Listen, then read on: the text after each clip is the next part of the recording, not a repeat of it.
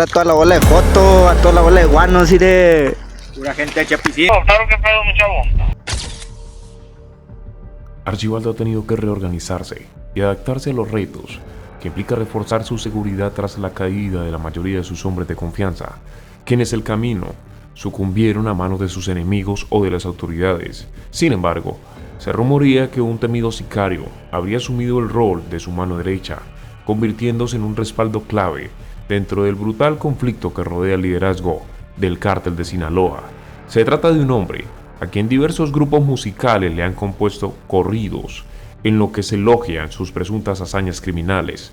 Su nombre es Óscar Luciano Martínez Larios, alias El Casco, señalado como la mente delictiva detrás de los recientes levantones en los sectores minero y legislativo. Un criminal que estaría dispuesto a todo con tal de proteger a sus jefes, los Chapitos. Hoy, en esta entrega, te lo contaremos con lujo de detalles. Bienvenidos a un nuevo video. Si te entretiene este tipo de contenido, no olvides suscribirte, no tiene ningún costo.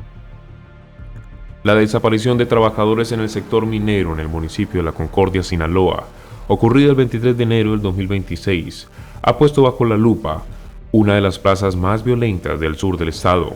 En esta región, marcada hoy por desplazamiento forzado de comunidades y un despliegue militar sin precedentes, autoridades federales y reportes de seguridad ubican como presunto jefe de plaza de los Chapitos a Óscar Luciano Martínez Larios, alias El Casco.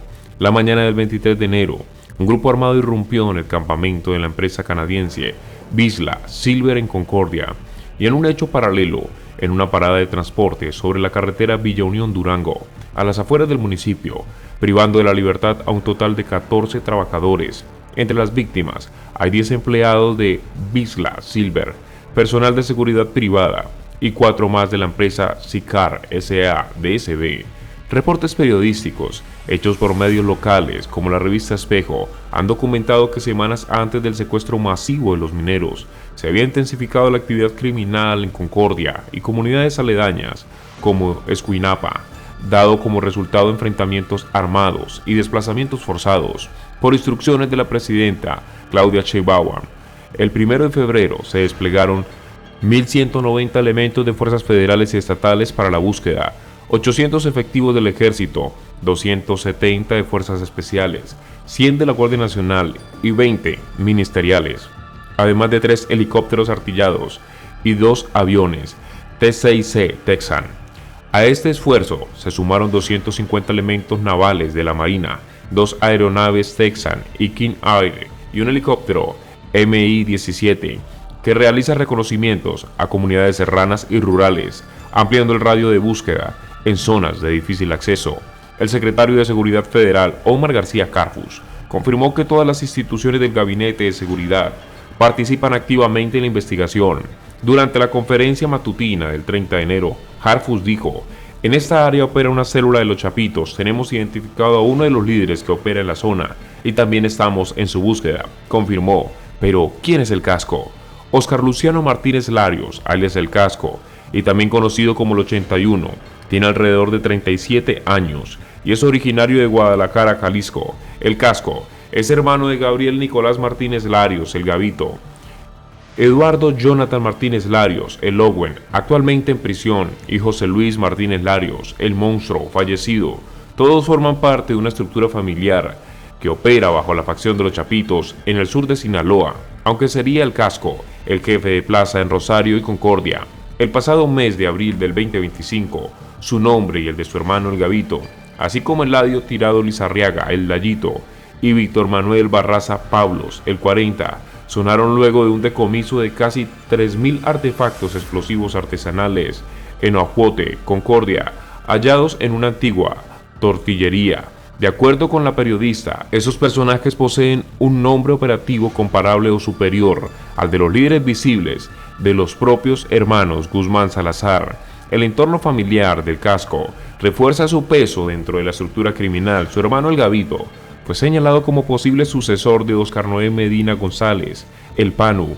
Hasta antes de ello, se desempeñaba como principal sicario y coordinador de operaciones armadas de los Chapitos en Mazatlán y municipios vecinos.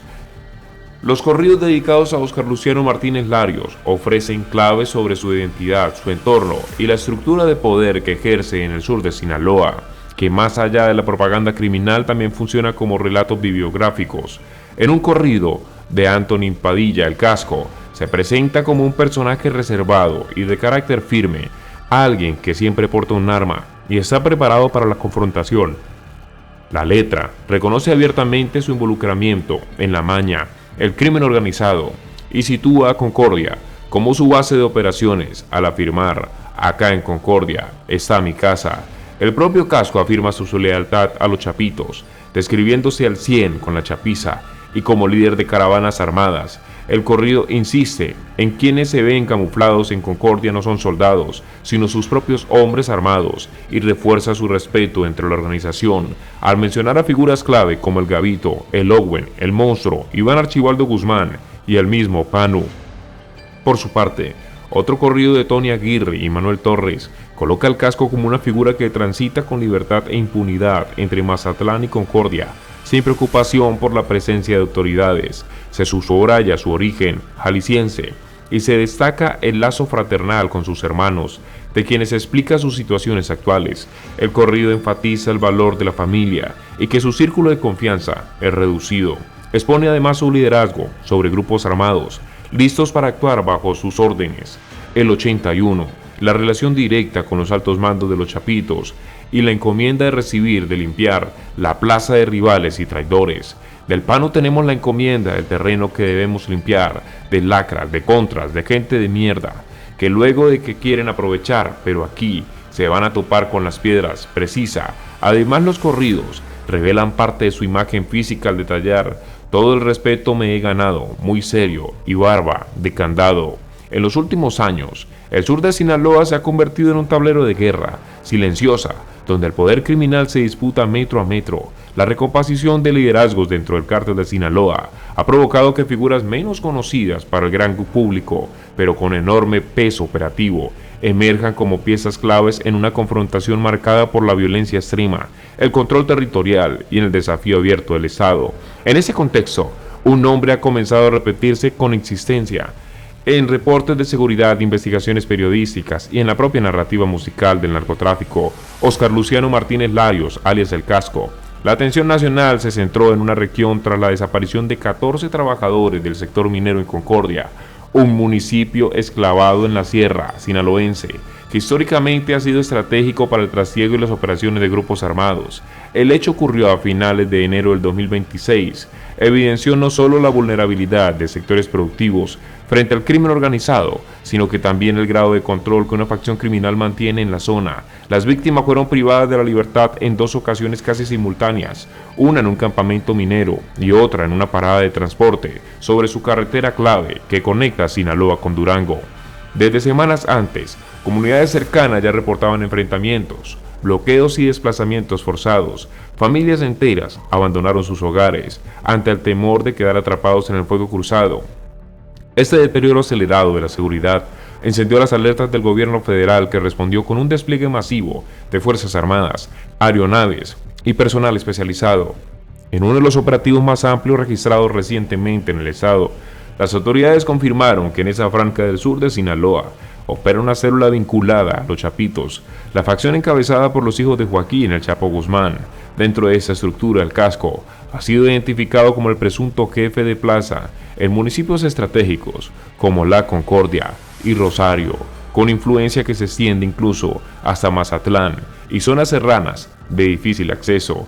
El originario de Guadalajara, Jalisco, Martínez Larios, no supera los 40 años y forma parte de ese núcleo familiar delictivo ligado a puras actividades criminales. Sus hermanos han ocupado distintos roles dentro de una organización: operadores armados, coordinadores de sicarios y posibles relevos de mandos caídos o detenidos. Esa red familiar no solo le ha permitido consolidar su poder, sino también garantizar las lealtades en un entorno donde la traición suele pagarse con la misma vida. El nombre del Casco ya había aparecido en investigaciones previas, particularmente tras el hallazgo de miles de artefactos explosivos artesanales en una comunidad de Concordia durante el 2025. Ese decomiso reveló un nivel de capacidad logística y armamentística que según especialistas y periodistas de investigación, rivaliza con el líder de los más visibles del propio cártel. No se trata únicamente de un jefe local, sino de un operador con músculo suficiente para sostener una guerra prolongada. Más allá de los informes oficiales, la figura del casco también ha sido construida y amplificada a través de los corridos, un elemento central de la cultura del narcotráfico. Esas canciones que funcionan tanto como propaganda, como crónica no oficial, dibujando el perfil de un hombre reservado, severo y completamente alineado a los chipitos. En sus letras, se le presenta como alguien siempre armado, rodeado de hombres leales y con una presencia dominante en Concordia, en la que describe como su territorio. Los corridos insisten en la cercanía de los altos mandos de la organización y que le encomiendan limpiar las plazas rivales. También revelan detalles personales, su origen, por ejemplo, y su aspecto físico que ya se mencionó. En este tipo de narrativas, la frontera entre el mito y la realidad se diluye, pero el mensaje es claro, su autoridad no se cuestiona. Comparte tus opiniones en la caja de comentarios. Puedes darle like, suscribirte y activar la campana de notificaciones. Así no te perderás de los próximos videos. Nos vemos en el siguiente.